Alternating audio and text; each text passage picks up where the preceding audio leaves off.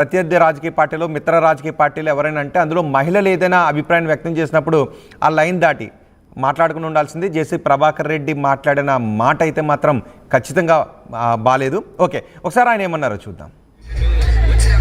నా మీద నమ్మకంతో జేసీ పార్క్ రావడం జరిగింది. చాలా పెద్దగా అడ్వర్టైజ్మెంట్ చేసినారు, ఆడ సారా అమ్ముతారు, గంజాయి అమ్ముతారు అని. అసలు ఆ అమ్మాయి ఫోటో చూసారా మీరు? ఉత్తపిత్తలుండి రోజా చేసుకుంటారు. అట్లా అమ్మాయే చెప్పేది. రేటు ఉన్నాయి కదా బీజేపీలో సబ్ కాస్ట్ బజరంగ్ దళ ఏంటంటే ఉన్నాయా, విశ్వ హిందూ పరిషత్. మంచి అమ్మాయినైనా పెట్టకూడదా? దానికే పేరు లేదు. అదే ఒక పెద్ద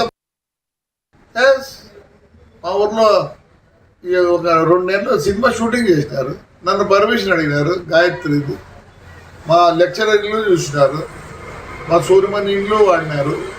మంచిదనాన్ని పెట్టండి. ఆడవాళ్ళకి ఎంత జిదుత్సాకరంగా ఉందంటే మీరు పెట్టిన ఆ లేడీ చూసినారు కదా, ఉత్తబిత్తల రోజా పువ్వులు వేసుకుంది. ఫోటో పెట్టినారు కదా మా వాళ్ళు కూడా. అంటే మీరు ఎంత అవమానిస్తున్నారు ఒక లేడీని ఎంత అవమానిస్తున్నారు? సిగ్గుందా మీకు? సిగ్గుందా?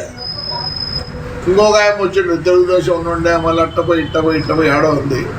వీళ్ళు బతుకు తెరువు కోసం ఏదో పాటు పడతారు పాపం.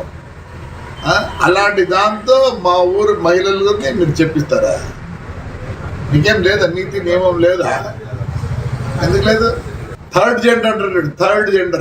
థర్డ్ జెండర్ వాళ్ళకన్నా తగ్గు నా కొడుకులు మీరు బస్సు కలిసారు. ఏమైంది? నేను కంప్లైంట్ కూడా చేయను అని చెప్తారు. మాధవీలత గారు, ఆ మాటలు విన్న తర్వాత కొంత బాధాకరంగానే ఉన్నాయి. నాకేం బాధ లేదండి, ఎందుకంటే యథా రాజా తదా ప్రజలాగా ఆయనకంట నేను ఉత్తపిత్తలు ఉన్న ఫోటో వాళ్ళ గుంపు చూపించారంట. అప్పుడెప్పుడో నా చిన్నప్పుడు ఒక సాంగ్ షూటింగ్ లో 15 ఏళ్ల క్రితం ఒక సాంగ్ షూటింగ్ లో పూలు చల్లినారు. అంటే ఒక ఆర్టిస్ట్ సాంగ్ లో పూలు వేశారు అంటే పూల కింద బట్టలు లేకుండా ఉంటారు అనేటటువంటి ఒక ఆలోచన, ఒక అద్భుతమైనటువంటి జ్ఞానంతో కూడి ఉన్న ఈయన తోక బ్యాచ్ ఎవరైతే ఉన్నారో వెతికి ఆ ఫోటోని ఈ పెద్దానికి తీసుకొచ్చి చూపించారంటే, ఇక ఏ ఫోటోను చూపించలేదు అంటే వాళ్ళు ఎంత కల్చర్డ్ గా ఉన్నారు. మళ్ళీ వీళ్ళు బజరంగ్ దళ్ గురించి, విహెచ్పి గురించి మాట్లాడేంత స్థాయి. బజరంగ్ దళ్, విహెచ్పి భారతదేశంలో ధర్మం కోసం, హిందుత్వం కోసం ఎంత పని చేస్తున్నారు, ప్రాణాలు పోగొట్టుకుంటున్నారు, ముక్కలుగా శరీరాలు తెగిపడి వేరే రిలీజియస్ పీపుల్ నరికేస్తుంటే ప్రాణాలు అర్పిస్తున్నటువంటి ఈ సంఘాల గురించి మళ్ళీ ఈయన ఒక మాట్లాడుతున్నాడు. ఇట్లాంటి వాళ్ళు మా హిందువులుగా ఉండడం మా దౌర్భాగ్యం, మా కర్మ, మా దరిద్రం. మళ్ళీ వీళ్ళు వెతికి ఈయన సమూహం టీం తీసుకొచ్చి ఆ ఫోటో చూపించారంట. ఉత్తపిత్తలు పడుకున్నానంట. పడుకున్నానండి, నా ప్రొఫెషన్ ఏంటి ఇప్పుడు నేను ఆయన్ని ఏమనలేదు కదా, నేను ఎవరిని ఏమనలేదు కదా. ఇప్పుడు రోజా పూలు పోసుకొని పండుకుంటా, రోజా పూలు కాకపోతే మల్లెపూలు పోసుకొని పండుకుంటా నా ఇష్టం. నా షూటింగ్ లో నాకు ఏది ఉంటే అది నా ప్రొఫెషన్. వీళ్ళు ఏం చేస్తున్నారు?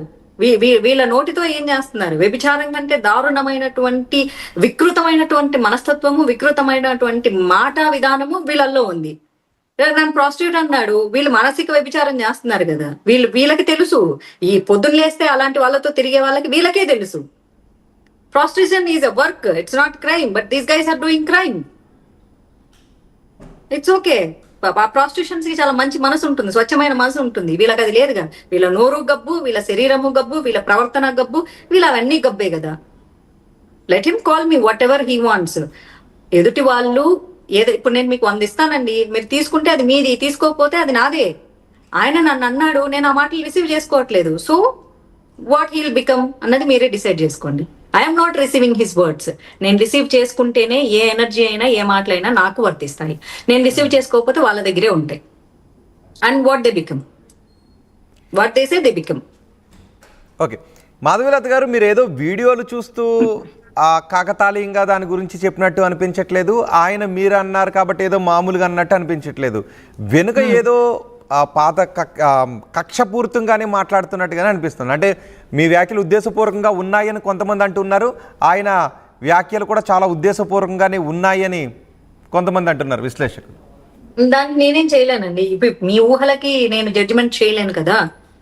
సరే నా వెనక పెద్ద అద్వితీయమైన అద్భుతమైన శక్తి నడిపిస్తుంది అనుకుంటున్నారా అనుకోండి.